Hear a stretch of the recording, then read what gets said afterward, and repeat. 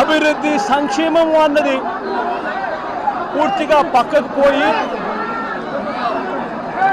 Red book రాజ్యాంగం అమలవుతా ఉన్న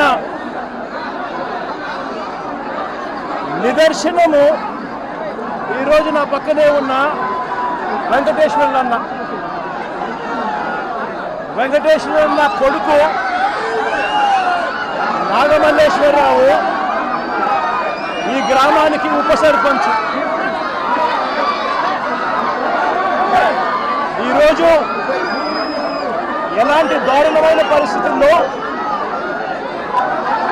ఈరోజు అన్న ఇక్కడ నిల్చొని ఉన్నాడు. ఎలాంటి దారుణమైన పరిస్థితులు రాష్ట్రంలో ఉన్నాయి అన్నదానికి నిదర్శనం ఈరోజు నా ఈ కార్యక్రమం. సత్తెనపల్లి మండలం రెంటపాళ్ళు అనే గ్రామం. కోర్లకుంట వెంకటేశ్వర్ల అన్న, నా పక్కనే ఉన్న అన్న ఈ గ్రామంలో ఆ పార్టీకి సంబంధించిన నాయకుడు.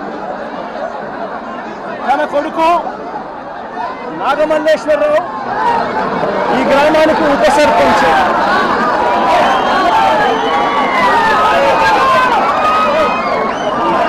పోలింగ్ మొట్టమొదటి రోజు నుంచి రెడ్ బుక్ రాజ్యాంగం అమలులో తెలుగుదేశం పార్టీ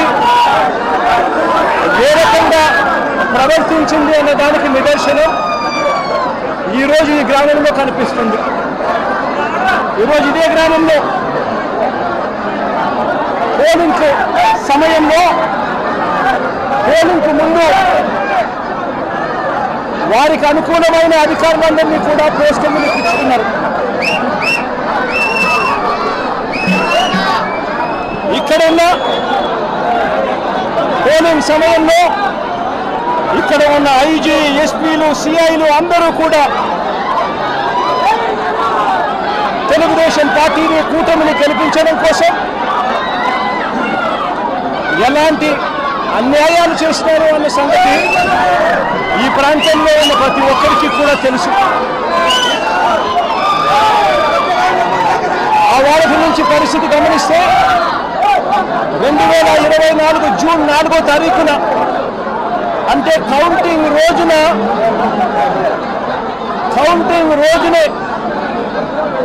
అల్లర్లు చేస్తాడు అని చెప్పి తెలుగుదేశం పార్టీ, జనసేన నాయకులు తప్పుడు ఆరోపణలు చేసి వాళ్ళ తప్పుడు ఆరోపణల నేపథ్యంలో పోలీసులు నాగమల్లేశ్వరరావును స్టేషన్కు తీసుకెళ్ళిపోయారు. కౌంటింగ్ రోజునే నాగమల్లేశ్వరరావును స్టేషన్లో ఉంచారు. ఫలితాలు టీడీపీకి అనుకూలంగా వచ్చిన మరుక్షణమే నాగమల్లేశ్వరరావు సెల్లో వేశారు. టీడీపీకి అనుకూలంగా ఫలితాలు రావడం మొదలెట్టాక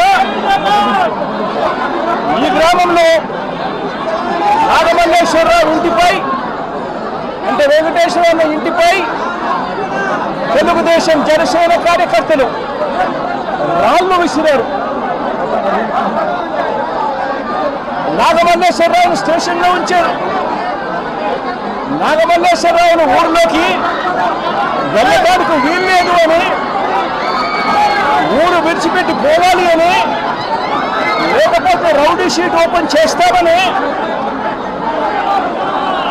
సాక్షాత్తు సిఐ రాజేషే చెప్పాడు. రౌడీ షీట్ ఓపెన్ చేయడమే కాదు, కాల్చి చంపుతామని కూడా సాక్షాత్తు సిఐ రాజేష్ అనే వ్యక్తి బెదిరించడం కూడా జరిగింది. ఆశ్చర్యం ఏమిటి అంటే జూన్ 4వ తారీఖు కౌంటింగ్ మొదలైతే జూన్ 5వ తారీఖు రాత్రి దాకా నాగమల్లేశ్వరరావు సెల్లోనే ఉంచుకున్నారు. అవమానించారు, బెదిరించారు. ఆయన మీద చేయకూడని నేరాలన్నీ కూడా చేశారు. 5వ తారీఖు రాత్రి తనను విడిచిపెట్టారు. నాగమల్లేశ్వరరావు గుంటూరులో ఉన్న తన సోదరుడి ఇంటికి వెళ్ళాడు. ఈ సిఐ, ఈ పోలీసులు వీళ్ళు బెదిరించిన తీరు, వీళ్ళు అవమానించిన తీరు. నాగమల్లేశ్వరరావు గుంటూరులో ఉన్న తన సోదరుని ఇంటికి వెళ్ళాడు. వెళ్ళి అక్కడి నుంచి వాళ్ళ నాన్నకు ఫోన్ చేశాడు. వెంకటేశ్వరన్నకు ఫోన్ చేసి పోలీసులు ఏ రకంగా అవమానించారు, పోలీసులు ఏ రకంగా బెదిరించారు, పోలీసులు ఏ రకంగా కొట్టారు, ఇటువంటి విషయాలన్నీ కూడా వాళ్ళ నాన్నకు చివరిసారిగా ఫోన్లో చెప్పి ఆత్మహత్య చేసుకునే కార్యక్రమానికి తాను వెళ్ళిపోయాడు. వెంటనే తన కొడుకును కాపాడుకునేందుకు, నాగమల్లేశ్వరరావును కాపాడుకునేందుకు వెంకటేశ్వరన్న హుటాహుటిన గుంటూరుకు వెళ్ళి కొడుకును హాస్పిటల్లో చేర్పించాడు. కొడుకును హాస్పిటల్లో చేర్పిస్తే ఆ ట్రీట్మెంట్ జరుగుతూ ఉండగా నాగమల్లేశ్వరరావు ప్రాణాలు విడిచాడు. జూన్ 9వ తారీఖున నాగమల్లేశ్వరరావుకు భార్య, 2 కూతుర్లు ఉన్నారు. ఇప్పుడే కూతురు కూడా చిన్నబ్బాయి కూతురు. నాగమల్లేశ్వరరావుకు ఒక కూతురు ఉంది. ఆ కూతురు కూడా చిన్న పాప. ఇప్పుడు ఆ భార్యకు, ఆ కూతురుకు ఏం సమాధానం చెప్తారు చంద్రబాబు నాయుడు గారు అడుగుతా ఉన్నా. మీ పాలనలో దగ్గరుండి కేవలం మీ పార్టీకి అనుకూలంగా లేరు అన్న ఒకే ఒక కారణంతో కుల ప్రస్తావన తీసుకొచ్చి అవమానించి, బెదిరించి, తిట్టి, కొట్టి ఒక మనిషి చావుకు కారణమయ్యారు. 7 ఏడాది అయిపోయింది. ఈ మొత్తం కుటుంబం ఇవాళకి కూడా శోకంలోనే ఉంది. దీనికి బాధ్యులెవరు? వీరి ఇంటిపై రాళ్ళు విసిరి దాడి చేసిన వాళ్ళ మీద ఎంతమందిని అరెస్ట్ చేశారని అడుగుతా ఉన్నా, ఎంతమంది మీద కేసులు పెట్టారని అడుగుతా ఉన్నా, ఎంతమంది మీద శిక్ష విధించారని అడుగుతా ఉన్నా. కనీసం ఇంతగా వేధించి చంపిన ఆ సిఐ మీద ఎలాంటి యాక్షన్ తీసుకున్నారు అని చెప్పి చంద్రబాబు నాయుడు గారిని గట్టిగా నిలదీస్తూ ప్రశ్నిస్తా ఉన్నా.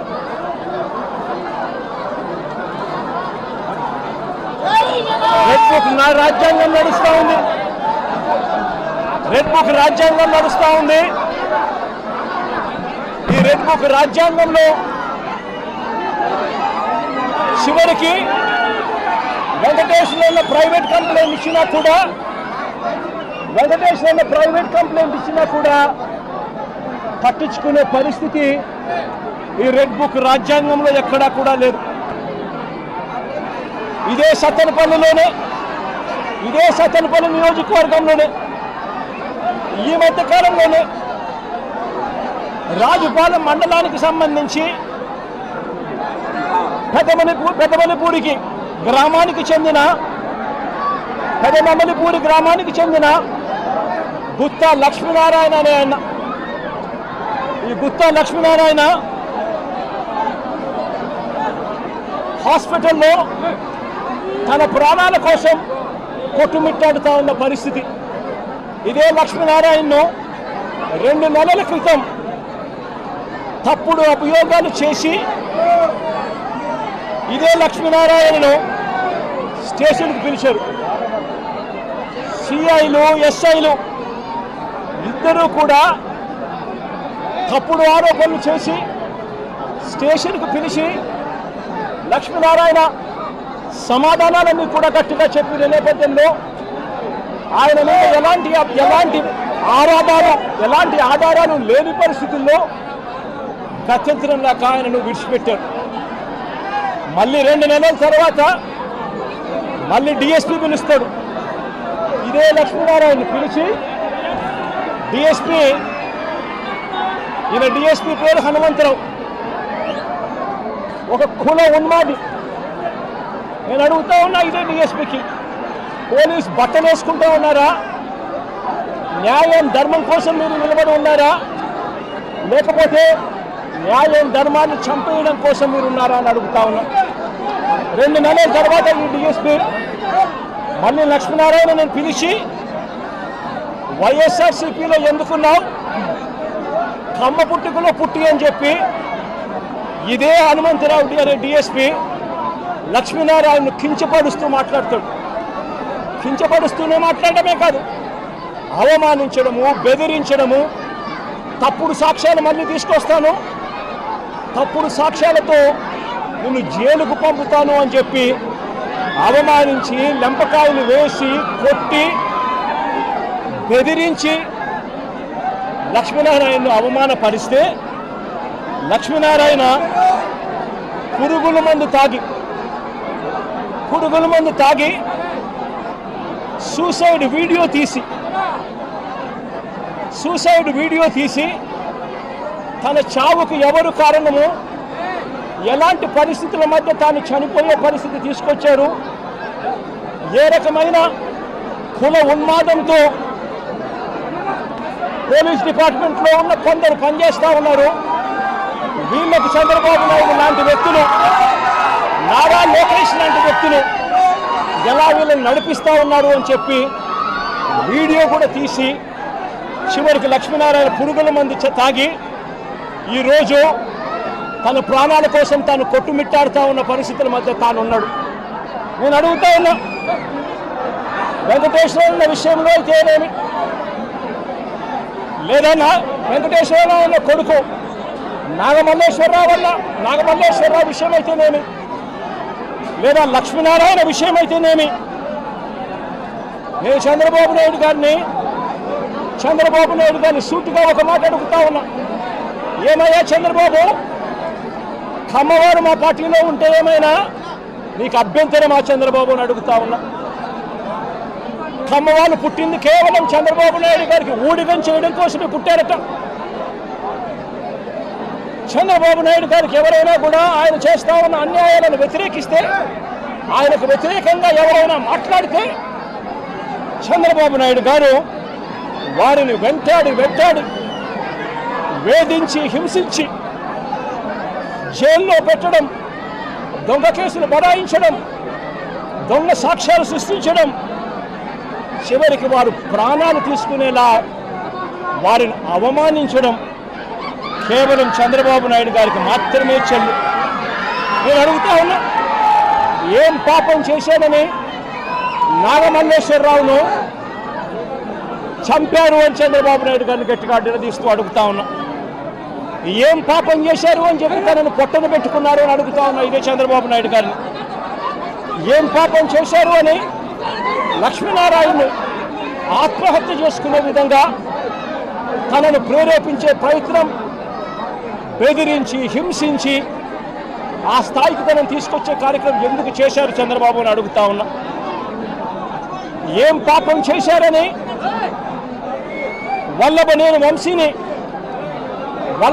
వంశీని ఇదే కమ్మ సామాజిక వర్గానికి చెందిన ఎక్స్ఎమ్మెల్యే, మా పార్టీకి సంబంధించిన ఎక్స్ఎమ్మెల్యే, ఇదే వల్లభనేని వంశీని ఇన్ని రోజుల పాటు జైల్లో పెట్టారు. ఒక కేసులో బెయిల్ వస్తేనే, బెయిల్ వచ్చేదాకా గమ్మనుంటారు, బెయిల్ వచ్చిన తర్వాత వెంటనే ఇంకొక కేసు కడతారు, మళ్ళీ జైల్లోనే పెట్టే కార్యక్రమం చేస్తారు. ఇవాళకి దాదాపుగా 2 నెలలు దాటిపోయింది. ఇవాళకి కూడా వంశీ జైల్లోనే చంద్రబాబు నాయుడు గారి సైడిజంకు బలవుతూ ఈరోజు వంశీ కూడా జైల్లోనే మగ్గుతూ ఉన్నారు. ఏం పాపం చేశారని అడుగుతా ఉన్నా. ఒకటైపోయిన తర్వాత మరొకటి తప్పుడు కేసులు పెట్టుకుంటూ వస్తూ ఉన్నారు. నేను అడుగుతా ఉన్నా, ఏం పాపం చేశారని కొడాలి నానిని మా పార్టీకి సంబంధించిన మరో కమ్మ నాయకుడు, మా పార్టీకి సంబంధించిన ఎక్స్ మినిస్టర్ కూడా ఏం పాపం చేశాడు అని చెప్పి తన మీద తప్పుడు కేసులు బనాయించి తనను హరాస్ ఎందుకు చేస్తా ఉన్నారని అడుగుతా ఉన్నా ఇదే చంద్రబాబు నాయుడు గారు. ఏం పాపం చేశారు అని అబ్బాయి చౌదరి బెంగళూరుకు సంబంధించి మా పార్టీకి సంబంధించిన ఎమ్మెల్యే ఎక్స్ ఎమ్మెల్యే ఏకంగా 9 కేసులు పెట్టారు. ఒక కేసు అయిపోయిన వెంటనే మరొక కేసు పెట్టి అబ్బాయి చౌదరిని చిత్రహింసలు గురి చేస్తూ ఉన్నారు. ఏం పాపం చేశాడని చెప్పి ఈ మాదిరిగా చేస్తూ ఉన్నారని అడుగుతా ఉన్నా. నా పక్కనే దేవనేని అవినాష్ ఉన్నాడు. నా పక్కనే అవినాష్ ఉన్నాడు. అవినాష్ ఏం పాపం చేశాడు అని చెప్పి అవినాష్ను కూడా కేవలం కమ్మ సామాజిక వర్గంలో పుట్టాడు, చంద్రబాబు నాయుడును వ్యతిరేకిస్తున్నాడు, చంద్రబాబు నాయుడుకు ఊడిగం చేయడం ఇష్టం లేదు అన్నాడు అన్న ఒకే ఒక కారణంతో అవినాష్ను కూడా కేసుల మీద కేసులు పెట్టి రోజు హింసించే కార్యక్రమమే చేస్తూ ఉన్నాడు. కోర్టులకు పోయి బెయిల్ తెచ్చుకొని రోజు చంద్రబాబు నాయుడు గారితో యుద్ధం చేస్తూ ఉన్నాం. నేను అడుగుతా ఉన్నా, ఏం పాపం చేశారు అని తలసిల రఘురామ్ మా పార్టీకి సంబంధించిన ఎమ్మెల్సీ నాతో పాటు 15 సంవత్సరాలు నాతో పాటు ప్రయాణం చేశాడు. ఏం పాపం చేశాడు అని చెప్పి ఆయన మీద 3 కేసులు పెట్టారు.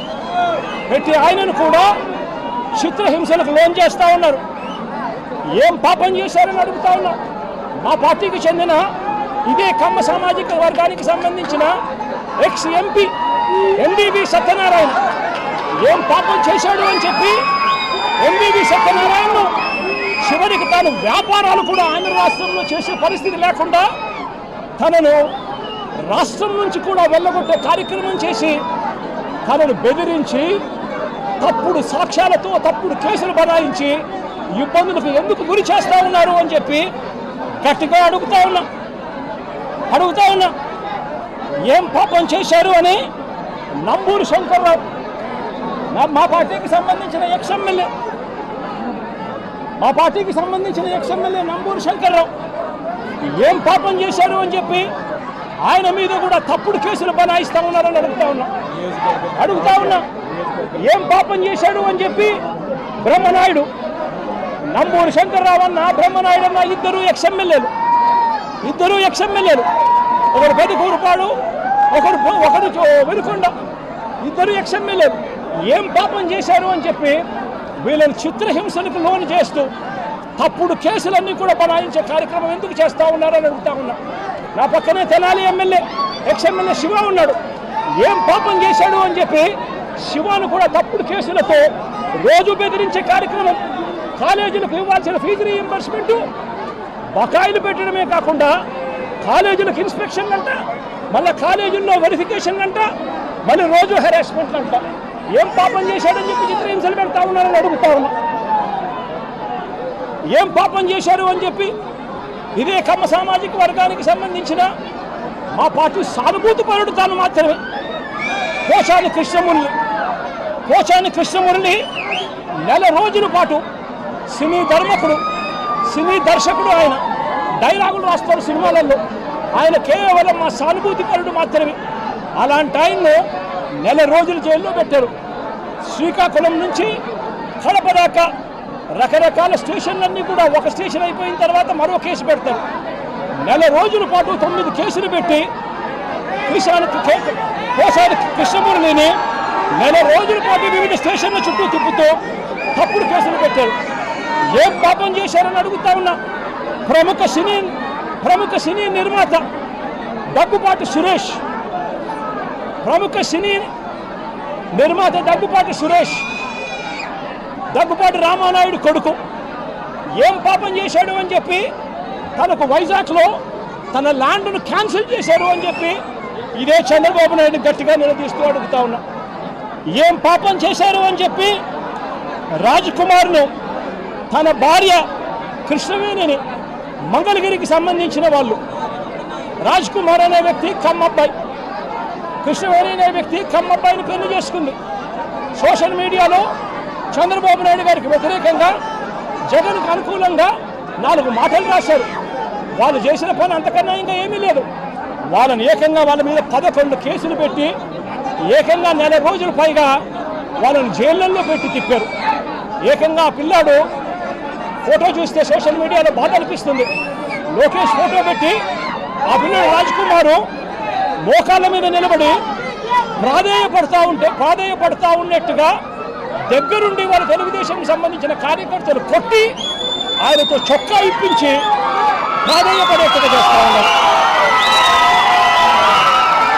అడుగుతా ఉన్నా, ఏం పాపం చేశాడని చెప్పి మరో సోషల్ మీడియా కార్యకర్త చిన్నపిల్లాడైన ఇంటూరు రవికిరణ్, ఈ ఇంటూరు రవికిరణ్ మీద ఏకంగా రాజమండ్రి పిల్లోడు తాను కమ్మ సామాజిక వర్గానికి చెందిన వ్యక్తి కేవలం చంద్రబాబు నాయుడు గారిని విభేదించినందుకు ఏకంగా 19 తప్పుడు కేసులు పెట్టి నెలల తరబడి స్టేషన్ల చుట్టూ తిప్పారు. నేను అడుగుతా ఉన్నా, ఏమయ్యా చంద్రబాబు, కమ్మారంటే కేవలం నీకు ఊడిగం చేయడం కోసమే పుట్టారా? నీకు తోడు ఒక ఈనాడు, ఒక ఆంధ్రజ్యోతి, ఒక TV5, మీరంతా ఒక దొంగల ముఠ. మీరంతా రాష్ట్రాన్ని దోచుకున్నది మీరంతా కూడా పంచుకోవడం, ఇది మీరు చేస్తూ ఉన్న పని. మీ పనిలో మీకు చంద్రబాబు నాయుడు గారు అనే వ్యక్తి ముఖ్యమంత్రిగా ఉండడం, మీరు దోచుకునేదానికి మీకు అవసరం. కాబట్టి మీరు దోచుకునేదానికి చంద్రబాబు నాయుడు మీరు కలిసి గజదొంగలుగా దోచుకునేదాని కోసం మీ అన్యాయాలను ఏ ఒక్క కమ్మారైనా కూడా ఏలెత్తి చూపిస్తే చాలు అనగదొక్కడానికి ఏమాత్రం కూడా వెనకాడని నీ నైజం చూస్తూ ఉంటే అసలు నువ్వు మనిషివేనా చంద్రబాబు నాయుడు గారు అని చెప్పి చంద్రబాబు నాయుడు గారిని గట్టిగా నిలదీస్తూ ప్రశ్నిస్తూ ఉన్నా. చంద్రబాబు నాయుడు గారిని వెనకేసుకొస్తూ ట్రోలింగ్ చేస్తూ చంద్రబాబు నాయుడు గారికి ఎవరైనా కూడా వ్యతిరేకిస్తే వాళ్ళు కమ్మ సామాజిక వర్గంలో తప్పు పుట్టారన్నట్టుగా వాళ్ళ మీద కక్ష కట్టి ట్రోలింగ్ చేస్తూ ఇదే ఈనాడు, ఇదే ఆంధ్రజ్యోతి, ఇదే TV5, ఇదే తెలుగుదేశం పార్టీకి సంబంధించిన సోషల్ మీడియా వీళ్ళు ప్రవర్తిస్తూ ఉన్న తీరు రాక్షసుల కన్నా అన్యాయమైన తీరు కాదా అని అడుగుతా ఉన్నా. నేను ఒకటే చెప్తా ఉన్నా, ఈరోజు రాష్ట్రంలో రెడ్ బుక్ రాజ్యాంగం జరుగుతూ ఉంది. రేపు సుదీర్ఘంగా 11 గంటలకు మళ్ళీ ఒక ప్రెస్ మీట్ పెట్టి రాష్ట్రంలో ఇవాళ జరుగుతూ ఉన్న కరెంట్ అఫైర్స్ మీద ఇంకా సుదీర్ఘంగా కూడా చంద్రబాబు నాయుడు గారు చేస్తూ ఉన్న అన్యాయాల మీద రాష్ట్ర ప్రజలందరికీ కూడా కరెంట్ అఫైర్స్ మీద మళ్ళీ వివరించడం కూడా జరుగుతుంది. అయితే ఒక మాట చెప్తా ఉన్నా, చంద్రబాబు నాయుడు గారికి చెప్తా ఉన్నా, చంద్రబాబు నాయుడు గారికి ఒత్తాసు పలుకుతా ఉన్నా పోలీస్ డిపార్ట్మెంట్లో ఉన్న కొందరు అందరూ కాదు, పోలీస్ డిపార్ట్మెంట్లో ఉన్న కొందరు పోలీస్ అధికారులకు కూడా ఈ సందర్భంగా తెలియజేస్తా ఉన్నా, ఎల్లకాలం చంద్రబాబు నాయుడు గారు అధికారంలో ఉండరు. చూస్తూ 1 సంవత్సరం అయిపోయింది. మరో 3-4 ఏళ్లలో మా ప్రభుత్వం వస్తుంది. మా ప్రభుత్వం వచ్చిన తర్వాత ఒక్కొక్కరికి సినిమా చూపిస్తామని చెప్పి మాత్రం ఖచ్చితంగా చెప్తా ఉన్నాను. ఎందుకంటే అన్నకు చేసిన అన్యాయం, అన్న లాంటి వాళ్ళకు చేసిన అన్యాయం ఈరోజు రాష్ట్రంలో ప్రతి గ్రామంలోనూ కనిపిస్తూ ఉంది.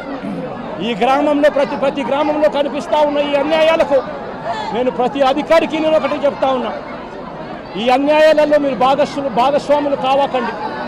భాగస్వాములు అయినారు అని అంటే మాత్రం చంద్రబాబు నాయుడు గారితో పాటు మిమ్మల్ని కూడా బోనెక్కిచ్చే కార్యక్రమం ఖచ్చితంగా చేస్తాము అని చెప్పి ఖచ్చితంగా హెచ్చరిస్తా ఉన్నాం. రాజేష్ అనే పేరు ఇచ్చినా కానీ కేసు కట్టుకోలేదు. వెంకటేశ్వర అన్న చెప్తా ఉన్నాడు, చెప్పండి. సిఐ రాజేష్ అనే ఆయన మీద ప్రైవేట్ కంప్లైంట్ ఫైల్ చేసినాడు. ఫైల్ చేసి కోర్టు కేసు కట్టండి అని చెప్పి ఉత్తర్వులు ఇచ్చింది. ఉత్తర్వులు ఇచ్చినా కూడా కేసు కట్టకుండా ఇంకా కేసు కట్టలేదంట. ఇంతటి దారుణంగా ప్రజాస్వామ్యాన్ని అవహేళన చేస్తూ రాజ్యాంగాన్ని రెడ్ బుక్ రాజ్యాంగంతో మారుస్తూ పరిపాలన చేస్తే ఈ ప్రభుత్వం అనేది నిలబడుతుందని అడుగుతా ఉన్నాం. ఈరోజు రాష్ట్రంలో చంద్రబాబు నాయుడు గారి పాలనలో రైతులు సంతోషంగా లేరు, అక్క చెల్లెమ్మలు సంతోషంగా లేరు, చదువుకుంటున్న పిల్లలు సంతోషంగా లేరు. చంద్రబాబు నాయుడు గారి పాలనలో ప్రతి ఒక్కరూ కూడా వెన్నుపోట్లకు లోనయ్యారు, మోసపోయారు. ఆయన అబద్ధాలు మోసాలకు వీరంతా కూడా బలైపోయిన పరిస్థితుల మధ్య రెడ్ బుక్ రాజ్యాంగంతో ఉచ్చలవిడి కరప్షన్తో ఈరోజు రాష్ట్రంలో పూర్తిగా లా అండ్ ఆర్డర్ కూడా దెబ్బతిన్న పూర్తిగా నాశనమైపోయిన పరిస్థితుల మధ్య ఈరోజు పరిపాలన సాగుతూ ఉంది.